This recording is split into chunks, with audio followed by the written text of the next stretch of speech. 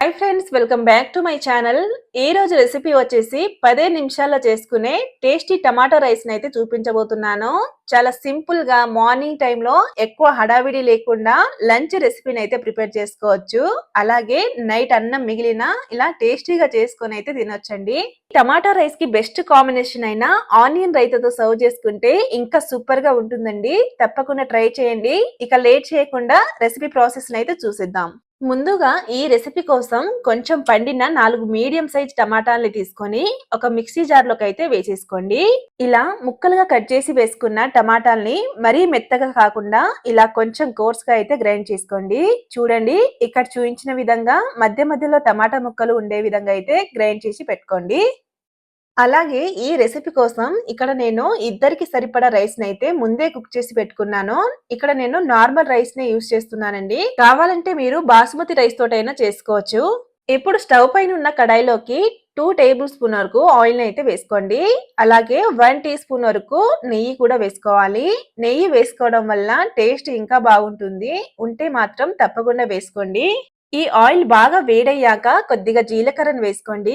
అలాగే ఒక ఆనస పువ్వు, 3 మిరియాలు, 2 లవంగాలు, ఒక చిన్న ముక్క దాల్చిన చెక్కను కూడా వేసుకోండి. అలాగే ఇందులోకి 2 ఎండుమిరపకాయలను వేసి వీటిని లో ఫ్లేమ్ లోనే ఎండుమిరపకాయలు క్రిస్పీగా వేగే వరకు చక్కగా వేయించుకోండి. ఇలా వీటిని లైట్ గా ఇలా వేపుకున్నాక ఇందులోకి 1 టీ స్పూన్ వరకు అల్లం వెల్లుల్లి పేస్ట్ ని వేసుకొని పచ్చి వాసన పోయే వరకు చక్కగా లో ఫ్లేమ్ లోనే వేయించుకోవాలి. అల్లం వెల్లుల్లి పేస్ట్ ని చక్కగా వేపుకున్న తర్వాత ఇందులోకి ఒక మీడియం సైజ్ ఉల్లిగడ్డ ముక్కల్ని వేసి చక్కగా వేయించుకోవాలండి. ఆనియన్స్ ని మరీ ఎర్రగా వేపాల్సిన అవసరం లేదండి. కొంచెం ఇలా ట్రాన్స్పరెంట్ గా అయ్యి కొంచెం మెత్తపడితే చాలు. చూడండి, ఉల్లిగడ్డ ముక్కల్ని ఇలా లైట్ గా వేపుకున్న తర్వాత ఇందులోకి మనం ముందే గ్రైండ్ చేసి పెట్టుకున్న టమాటా పేస్ట్ ని వేసి కలుపుకోవాలి. టొమాటోలో ఉండే పచ్చి వాసన అంతా పోయే వరకు మధ్య మధ్యలో కలుపుకుంటూ కుక్ చేసుకోవాలి. అంటే ఒక 2 మినిట్స్ పాటు కుక్ చేసుకోండి.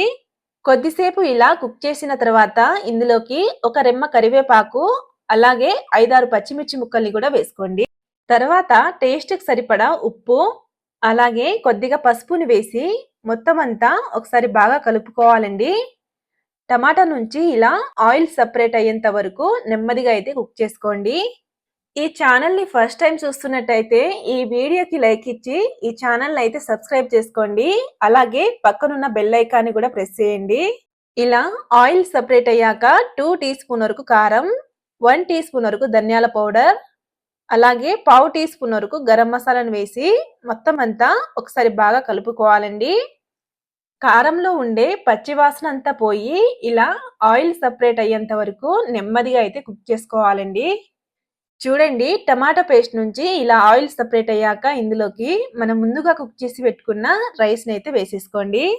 అలాగే కొద్దిగా పుదీనా అండ్ కొత్తిమీరను కూడా వేసుకోవాలి. ఇలా అన్నిటిని వేసి మొత్తం అంతా ఒకసారి బాగా కలుపుకోవాలి. రైస్ కి టమాటో పేస్ట్ అంతా పట్టేలా ఒకసారి చక్కగా కలుపుకోండి. కావాలంటే కొద్దిగా మళ్ళీ నెయ్యినన్న వేసుకోవచ్చండి, టేస్ట్ ఇంకా బాగుంటుంది. ఇలా మొత్తం ఒకసారి బాగా కలుపుకున్నాక మూత పెట్టి లో ఫ్లేమ్ లోనే 1 నిమిషం పాటు అయితే కుక్ చేసుకోండి. చూడండి, 1 నిమిషం పాటు కుక్ చేసుకున్నాకైతే చూపిస్తున్నాను. రైస్ కి మసాలాలు పట్టి చక్కగా అయితే కుక్ అయిందండి. అంతేనండి, ఒకసారి బాగా కలుపుకుంటే ఎంతో టేస్టీ అయిన టమాటా రైస్ అయితే రెడీ అయినట్టే. ఈ టమాటా రైస్ ని ఆనియన్ రైతాతో సర్వ్ చేసుకుంటే టేస్ట్ ఇంకా బాగుంటుందండి. తప్పకుండా ట్రై చేయండి. అలాగే ఈ రెసిపీ గనుక మీకు నచ్చినట్టయితే లైక్ చేసి సబ్స్క్రైబ్ చేసుకోండి.